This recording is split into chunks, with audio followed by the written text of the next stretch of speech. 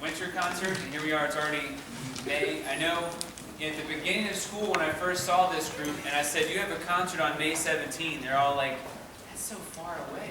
Here we are. So I hope that you enjoyed that first piece. This group's been a lot of fun to work with. Nice kids that love music.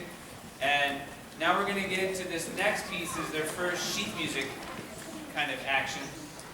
It's called Creatures in the Attic. So it's not just a basic sheet music item. It's actually got some programmatic things that are supposed to sound kind of sneaky. I told them, don't think R-rated horror movie Creatures in the Attic. Think G-rated Monsters, Inc. kind of Creatures in the Attic. Okay? So that's what I told them. Hopefully that's what they've been telling you as well. But it's supposed to have that vibe of like it's nighttime and there's something kind of spooky going on. Everyone's safe, but it's kind of spooky. And then there's some soft moments and some interesting moments. And so I hope you enjoy Creatures in the Attic.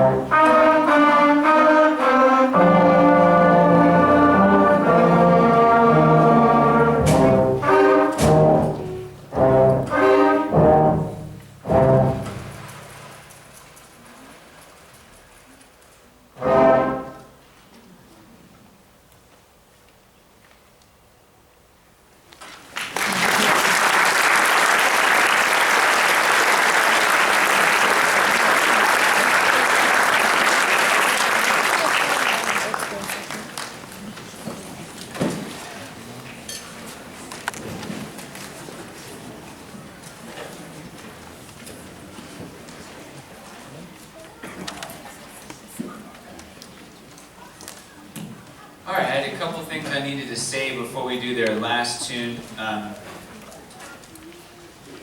Let's see. Number one, I definitely hope that every single beginning band family will hang around to see what happens next with the advanced band. And we even have some alumni that are in high school. They're going to come back for the grand finale at the very end. I've started a tradition. I started it 4 years ago, really, where we have every advanced band plays this piece called Novo Lineo. And so we keep doing it year after year, so it's easy for alumni to come back and play that piece with them again, just like they did in 8th grade. So I'm looking forward to that, and I hope that all of you will get a chance to see that. This is not a marathon concert. Even with all that cool stuff that we're doing, it's still not going to be an all-night event. I predict we'll be done no later than 7:45, possibly as early as 7:30, but we'll see. But yeah, so I'm looking forward to that. This has been a great beginning band, and I'm looking forward to as many of them as possible in intermediate band next year, where they have a chance to audition for all district band. They have a chance to have more performances, including performing at some different high schools. The field trips are different because it involves performing instead of just going and watching. So good stuff. I like intermediate band that hit the ground running and seeing how awesome we can get on their instruments. So. Another thing that comes up at this time of year is at the end of the year there's going to be an awards assembly for all the grade levels. But we do our band awards here at the concert. So we're not going to do any band things in association with the grade level awards at the end of the year. So we take care of them here. The other thing that I like to do is have the students vote on who they think is the most outstanding musician in their group.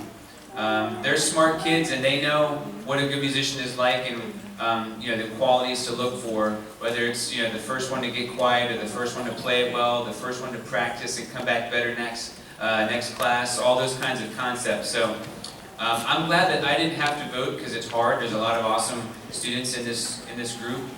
So what I want to do, I want to announce the runner-up, and if they would come on over, I have a little something for them, and then I'll announce the one that had the most votes. All right, so the runner-up for this group was Emma Jo, if she would come up.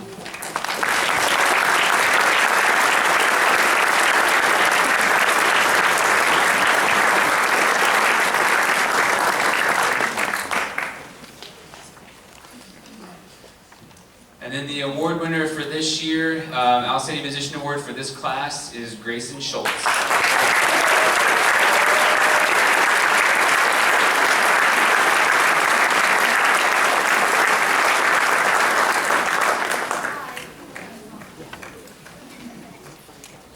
Alright, so they're getting set for their last piece. This was their first page-long piece. A lot of them are excited to play this one. After this piece, I am going to turn the house lights on briefly, just so we can get that transition of getting the 8th graders up here. The idea is all of these lovely young people will file off and go sit with